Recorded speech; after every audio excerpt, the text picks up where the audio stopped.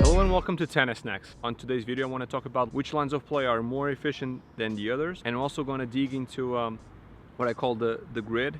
So every time you're playing tennis, I would advise you to look at it as some sort of grid that you can see on the ground in order to evaluate where your opponent's shot is bouncing on the court, and after that bounce you're able to take the best lines of play possible.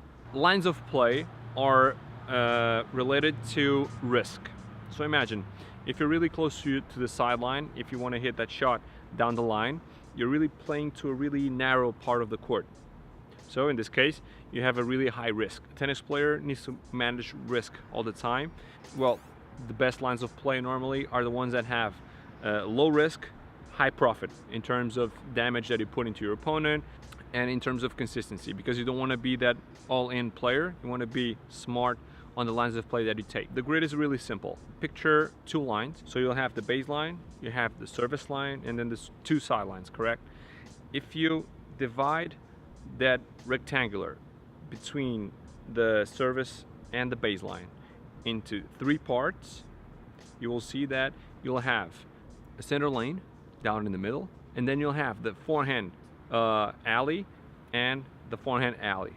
So one center lane and two different lanes in the alley, one for the forehand, one for the backhand. I'm going to give you this reference point for you guys. When the ball bounces into that center lane, you don't have a lot of angles, correct? Because you're playing right on the middle of the court. So in that case, my advice is to keep playing on the center lane. So don't try and go crazy with the angles or with winners. Just wait and be consistent. Hit the ball hard, but of course down to the center lane of your opponent, and wait for the ball to get more into one of the side lanes. Okay, either the forehand lane or the backhand lane. So that's the safest line of play. And when the ball bounces in the middle, okay, you know that you just have to ship it right back into the middle, play deep, play strong, so at least you can try and have that ball bounce either a little bit shorter or to one of the side lanes. In case the ball goes to the forehand lane, you have two different approaches here. If you're playing against a lefty, okay, you just try and go cross court in a way that you try to punish your opponent's backhand. If you're playing against a righty, you have different approaches here. I would advise first to try and go at least 75% of the times cross court and exploring the sidelines. I'll also leave a link to the video of where I explain the importance of exploring the sidelines. And if you have like a good angle from your opponent that is pushing you outside of the court, you can go for the down the line shot, but that's only in an exception shot. So it's only that 15% of the time that you want to make damage, because if you want to go down the line, first you need to create that empty space. Don't just go nuts and go down the line right on the first attempt when the ball is bouncing on that side lane of the forehand. On the other hand, when the ball goes into your backhand lane, actually it's quite simple. You just need to make sure that, once again, 75% of your shots go cross court.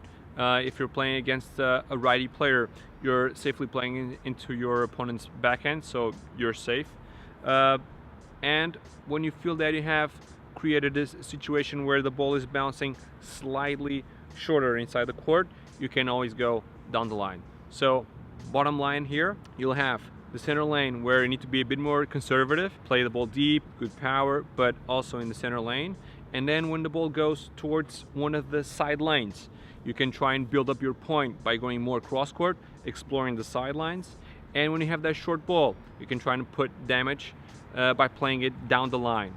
Make sure that you don't overcommit playing down the line, because there's two main problems here.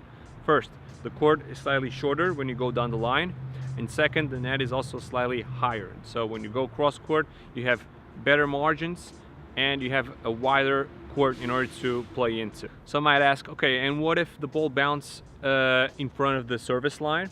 So if the ball bounces in front of the service line, I'm going to give you two quick references. In case the ball is dropping underneath the net level, okay, because you need to make sure that you hit the ball not too under that net level, because if you imagine like a line on the net, if you hit the ball under the net level, you should go cross court. Okay. If you hit the ball over the net level, then it's safer to go down the line. So these are the two references. But of course, once again, the safer line of play is to always play to the empty side of the court. Why is that so important? Because if you play to the empty side of the court, you're forcing your opponent to run towards your shot. It's going to make it harder for him or her, of course, to make a good shot, because it's completely different to have your opponent hit the shot really well balanced than making him run to the shot and try to make the best of it. So I would say that forcing your opponent to run behind your shot is one of the best lines of play, and also it's quite intuitive, because if you see the open space on the other side, you just need to get there, you know, and take that line of play. I hope you enjoyed this video. It just gives you a little bit of references for the available lines of play. Of course, that the tennis player can always bend the rules. Of course, that's why rules are made for. But I just want to give you guys these references because I feel that it's really important, especially when you're on a match, on a competitive match, to have at least these fundamental lines of play in your mindset. Otherwise, it's just going to get really messy, really confusing, because you have the pressure of the match, you have the pressure of trying to play your best, and if you have these lines of play already ingrained on your mindset, it's going to be way more easier and quicker to react, and also to be efficient. Because remember, if you're taking good lines of play, you're more efficient on the court, a higher or better level of tennis, you'll see that the probability of winning the match just will increase a lot. So hope you guys enjoyed this video. Hopefully it will be useful, and let me know what you think. If you have any questions or doubts, hit me on the comment section. And if you haven't subscribed yet to the channel, make sure to hit that button and give it a big thumbs up if you also like this video. Hope to see you again soon. So once again, thanks for watching, and keep on snacking.